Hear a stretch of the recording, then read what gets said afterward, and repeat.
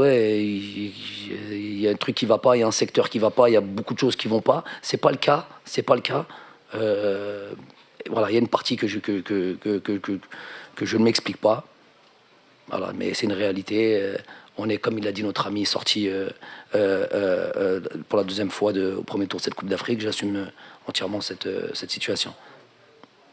Bonsoir Jamel, Emmanuel Baranguet pour l'agence France Presse. Au-delà du manque de réussite, est-ce que vous considérez qu'il y a quelque chose qui n'a pas fonctionné dans ce que vous vouliez faire, en particulier dans ce match aujourd'hui? Tuer les occasions, tuer dans les occasions qu'on a, les situations qu'on a, à mettre les buts, être tueur, le match devient quelque chose de différent. Tant qu'on n'arrive pas à finir les situations que l'on a, tant qu'on n'arrive pas à marquer, ben voilà, on n'est pas à l'abri du. Surtout qu'en face, il y a des joueurs. Je vous ai dit qu'il n'y a plus de petite équipe en Afrique. On le voit tout le temps, on les voit à chaque journée. On peut vous punir sur ça, sur un coup de pied arrêté, sur un penalty. On a concédé 2 penaltys. Là aujourd'hui, c'est un corner sur lequel un ballon qui ressort sur un corner. Voilà, c'est 4 buts encaissés, 3 buts sur coup de pied arrêté, 2 penaltys, un corner. Nous, on n'arrive pas de l'autre côté à finir nos occasions, les situations que l'on se procure. Voilà, donc ça fait qu'on n'est jamais à l'abri dans les matchs-là. On n'a jamais pu faire le break lors de nos rencontres. On n'a jamais été tranquille. Donc voilà. On va de l'autre côté. Au revoir.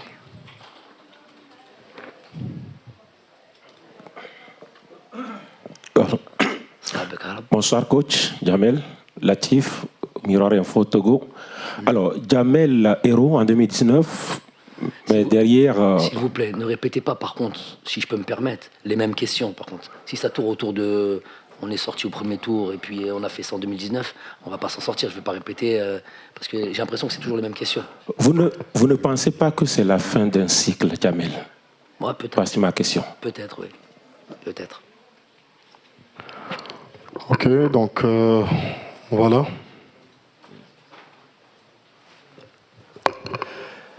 Salah Faisal, 24 News.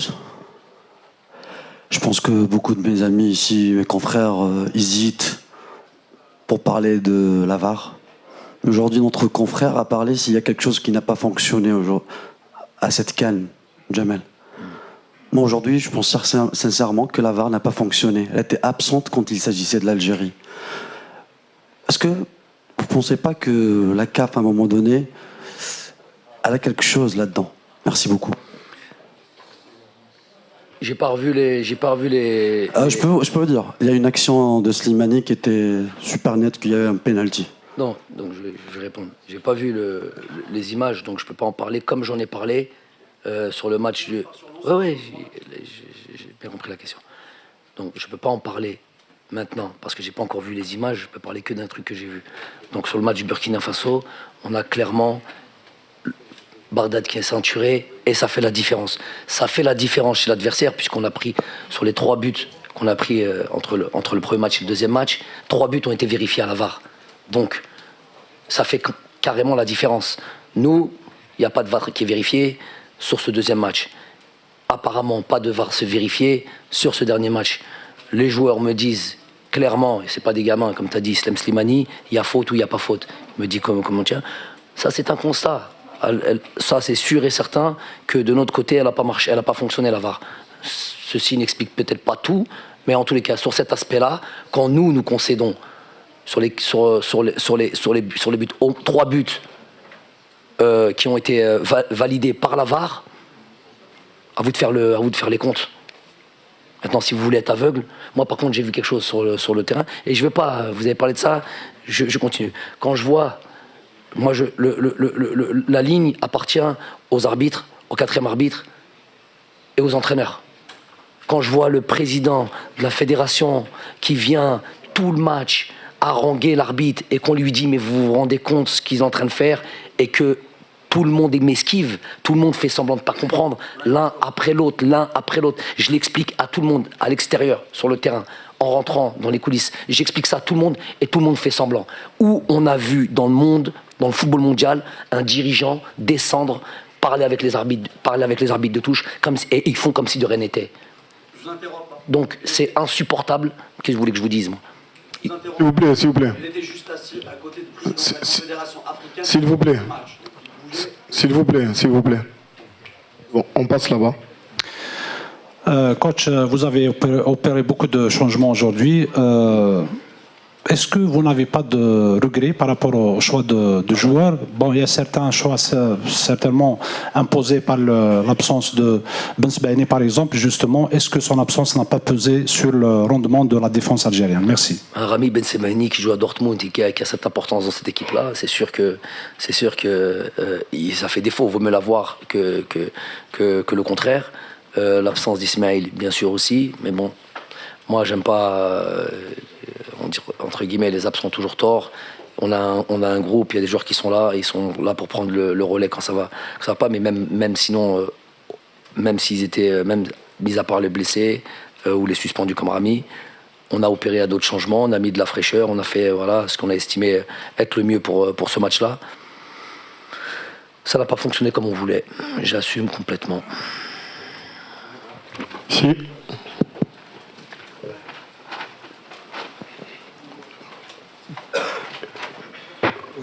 Hachim El Yemani, le quotidien de Nouakchott.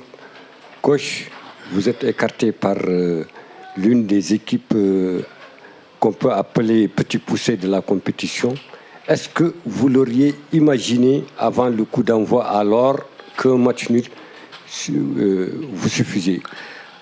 Pour moi, c'est manquer de respect à la Mauritanie que de dire petit poussé. Quand on voit toutes les rencontres de cette Coupe d'Afrique, on voit bien qu'il n'y a pas de petites équipes, grandes équipes.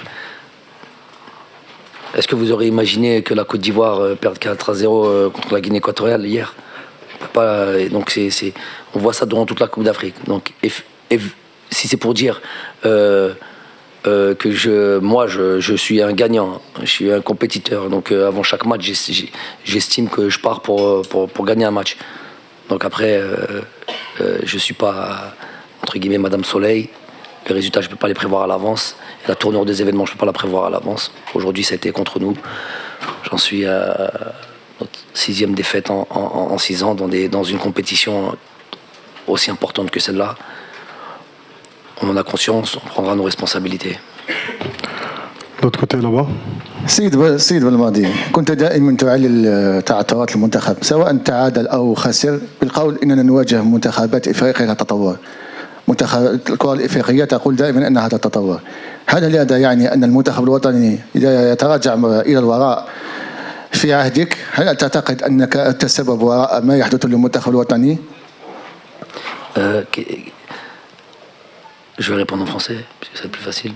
Quand je suis venu en équipe nationale, on était 14e au classement CAF, 60e au classement FIFA.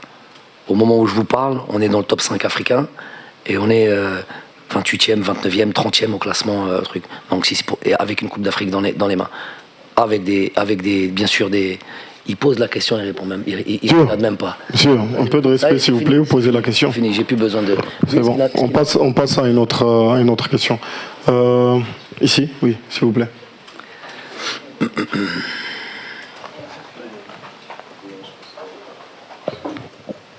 Bonjour tout le monde, bonsoir tout le monde, bonsoir coach, c'est Sofiane Mané du site Africa Top Sport. Donc je veux avoir une réponse coach par rapport à l'équipe d'Algérie. Qu'est-ce qui nous a manqué franchement pour passer au deuxième tour, sachant j'estime qu'on a un effectif riche et une génération dorée. Merci. Génération dorée, faire attention aux mots. Toutes les équipes ont des générations dorées, toutes les équipes ont des bons joueurs. Je dis l'efficacité n'a pas fonctionné. Si on regarde, c'est dur après un match d'aller dans ce domaine-là. Moi, je n'ai pas toute ma lucidité. Je ne dis pas si pendant toute la rencontre, en attendant la fin, pour poser des questions. Mais si déjà on analyse les 3 matchs, il faudrait voir la fiche technique aussi de ce match-là, possession de balle,